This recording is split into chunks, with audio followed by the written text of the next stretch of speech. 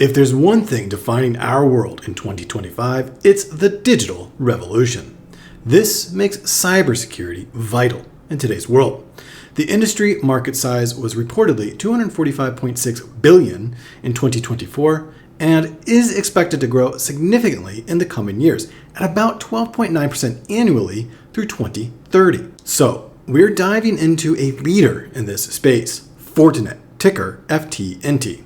This is actually one of my favorite holdings because it is such a reliable earner. From the top line to the bottom, Fortinet is an investor's dream. Today, we're going to unpack the earnings, the outlook, and the market's very negative reaction. Welcome to the Quality Investor. What does make Fortinet special? In short, it's the economic moat. Fortinet's FortiOS platform seamlessly ties together firewalls, SD-WAN, unified SASE, and its security operations. This integration creates high barriers to entry. Competitors need massive capital to match Fortinet's expertise and R&D. And once a business adopts Fortinet, they're locked in. This drives high switching costs. Moving to a competitor means ripping out and rebuilding entire security systems, expensive and risky. Then there's the subscription revenue. Fortinet's services like maintenance, training, and security consulting generate predictable, high-margin cash flow. But before we get into it, please like this video and subscribe to the channel. It only takes a second, helps us grow, and you can stay on top of all the quality businesses in the market. Their unified SASE and AI-driven security operations are growing like wildfire, up 22% and 35% respectively, with combined annual recurring revenue, or ARR, at $1.6 billion, up 26%. Add in nearly a decade of AI investment for real-time threat detection, and Fortinet is setting the pace in the AI race. So here's a high-level snapshot of their earnings. Revenue, $1.63 billion, up 14% from last year, and right in line with Wall Street's expectations. Service revenue, their biggest segment at about 70%, $1.12 billion, up 14%, fueled by subscription growth of 15%. Billings, $1.78 billion, exceeding their guidance, a 15% jump, and unified SASE billing growth was 21%, which accelerated sequentially. Gross margin was 81.6% and down slightly sequentially, but up slightly year over year and exceeded their guidance. Operating margin, it did compress to 28.1% from 30.5%. However, this was due to increasing headcount for planned growth. As you can see, Fortinet is firing on all cylinders, and that's what makes this massive hit in the market so perplexing. Now, this wasn't a blowout quarter, especially for margins, and free cash flow came in lighter than last year, but down over 25% on the day so far is extreme. This is a company growing like clockwork.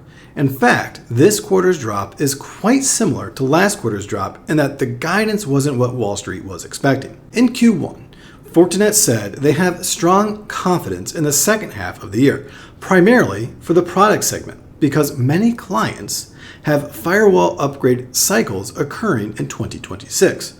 You should check out their earnings presentation to see those numbers. However, in Q2, they said the upgrade cycle is 40% to 50% complete, and that prompted fears that they will underwhelm in their touted product refresh cycle. That said, they did raise their billings guidance by $100 million. So it seems they are sending mixed signals, which markets abhor. The full year 2025 revenue guidance was also narrowed a bit. The bottom was raised from $6.65 billion to $6.675 billion, and the top was lowered from $6.85 billion to $6.825 billion. The midpoint of $6.75 billion remained the same. The Q3 revenue guidance midpoint came in at $1.7 billion, whereas Wall Street was looking for $1.71 billion. You know, 10 million more. Apparently, this 10 million miss signals slowing growth for Fortinet. How can they possibly recover? Trade uncertainty also remains an issue. Ongoing trade negotiations were cited as factors for caution in their guidance, but has yet to impact their business. Fortinet also said they have seen no material impact from tariffs in 2025, another mainstream narrative debunked. The worst thing said on the earnings call was potential impacts in demand due to clients' caution in making large cybersecurity expenditures. And this could be a contributing factor to the underwhelming upgrade cycle as well. All in all, I see this as an extreme overreaction by the market, and Fortinet remains fundamentally very strong. As you'll see in a minute, this fall in price is an opportunity. I want to quickly show you some tweets regarding their earnings, and then we'll assess what the intrinsic value of Fortinet is so that we make sure we are getting a reasonable price in the market. I believe this captures the sentiment around Fortinet very well. This was put out by a Piper Sandler analyst and tweeted by Wall Street Engine. Piper Sandler downgrades Fortinet to neutral from overweight, lowers price target to $90 from $135. And the analyst comments, in many ways, we viewed this as a make or break quarter, given our thesis of a refresh cycle benefiting the second half of 2025. While results appear to be a step in the right direction, the disclosure of Fortinet being 40 to 50% of the way through the 2026 renewal cohort will likely do much to shake investor confidence. In our view, this newer and challenged narrative will result in a multi-quarter show-me situation, especially as product comparisons get more difficult.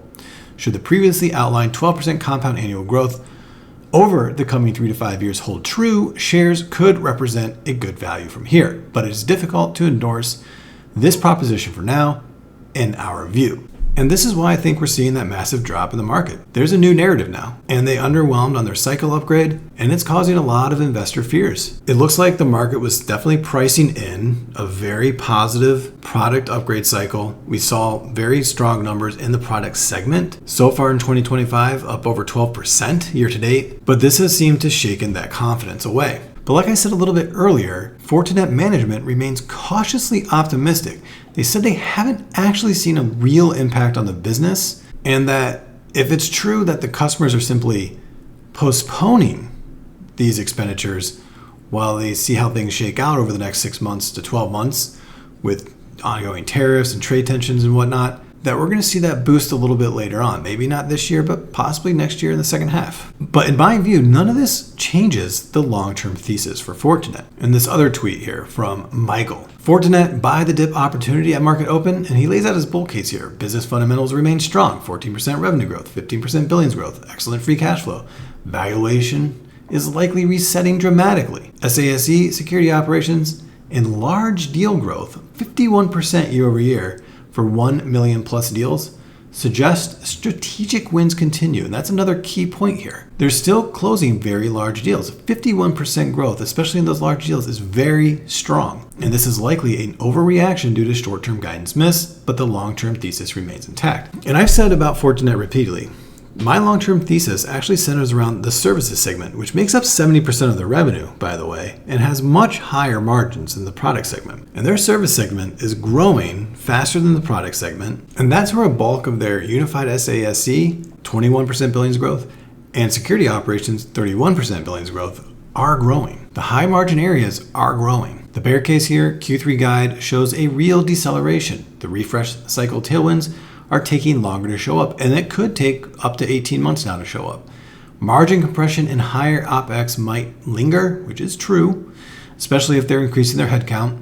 And again, a narrative reset equals a valuation reset. Fortinet did trade at a premium to its peers, and it's certainly falling now in the market. And another point on this fall, it seems like a lot of businesses right now are taking pretty sizable hits if they're narrowing their guidance or even missing guidance just slightly.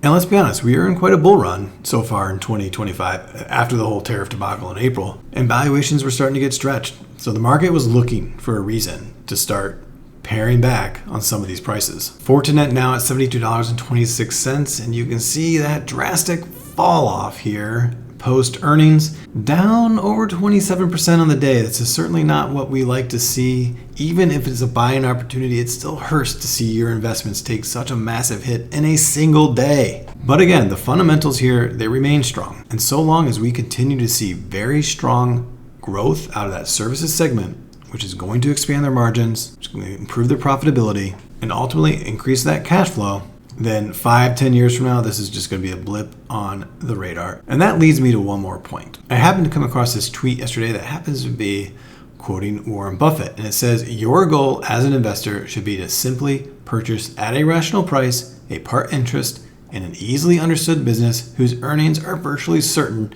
to be materially higher 5, 10, and 20 years from now. Over time, you will find only a few companies that meet those standards. So when you see one that qualifies, you should buy a meaningful amount. And that's important. I truly believe Fortinet's earnings will be materially higher in 5 years, 10 years, and in 20 years. Cybersecurity is going to be a behemoth of a segment going forward. And I believe that Fortinet is poised to capture a large market share there. So what kind of growth estimates are we expecting here for Fortinet? Well, if we look at the product and services segments on revenue, the last 5 years, products has grown at 20%. Services at 24.2%. And my bear case revenue growth rate over the next 10 years for products, 5.4%, up to 9.2% for the bull. And services, I have growing at 9% on the bear case, up to 13.1% for the bull case. So that's total revenue growth here, 8% on the bear case, up to almost 12% for the bull case.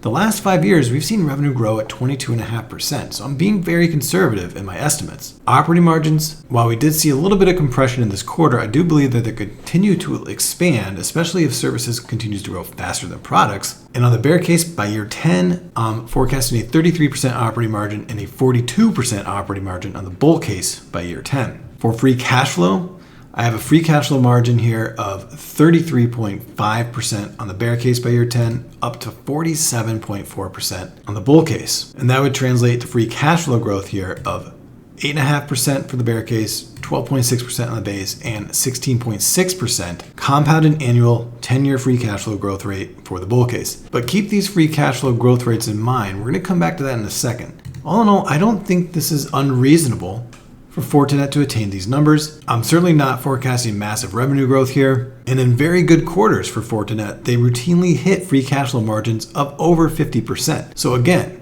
I don't think these free cash flow margins are out of line as well. Well, Fortinet keeps falling. We're now at $71.57. That's bringing us down to a PE ratio of 28.5. I have a forward PE of 28.1. Both are far below their 5 and 10-year averages. I said to keep those free cash flow growth rates that I have in mind. If we did a reverse DCF, what the market is pricing in now with this massive fall, they're pricing free cash flow growth over the next 10 years of 5.5% annually. Just for context, their 10-year free cash flow growth rate is at 27%. And even on a 1-year basis, it's at just over 8%. So this is minuscule free cash flow growth rate here. And free cash flow is a little bit depressed this year because of a higher CapEx spend. And this CapEx spend is elevated because they're expanding their own data centers, as well as their ability to host cloud-delivered services for their unified SASE operations. So the market is suddenly very bearish on Fortinet. My own base case DCF free cash flow growth is at 12.6%. So where does this leave us? Well, my bear case DCF is at $84.46, $113.32 on the base, and $152.50 on the bull case. The exit multiple is at $95.13. This includes comps of Palo Alto Networks, CrowdStrike, Cloudflare, VMware, Qualys, Juniper Networks, and F5. And you can see each of these prices here has some pretty massive upside. Even on the bear case, we have a 23% upside. So this isn't just a correction by the market. This is an overreaction by the market. Without any margin of safety, it's a buy price of $108.63. With a 20% margin of safety, I have it at $86.90 and a forward PE of 34.1. I did have it at a $90 buy price last quarter, so it is down a little bit, but I think anything under $85, and if you're feeling very, very conservative, under $80, I think is a very good price for this business. We're even in the 30% margin safety range at the current share price. So short term, this is a bit of a headwind for Fortinet.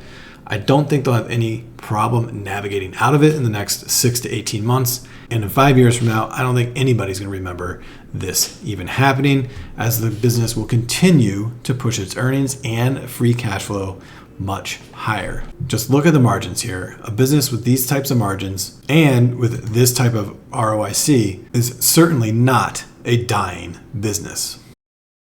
Thank you for watching today's video. And if you've made it this far, go ahead and subscribe to the channel. Thank you and happy investing.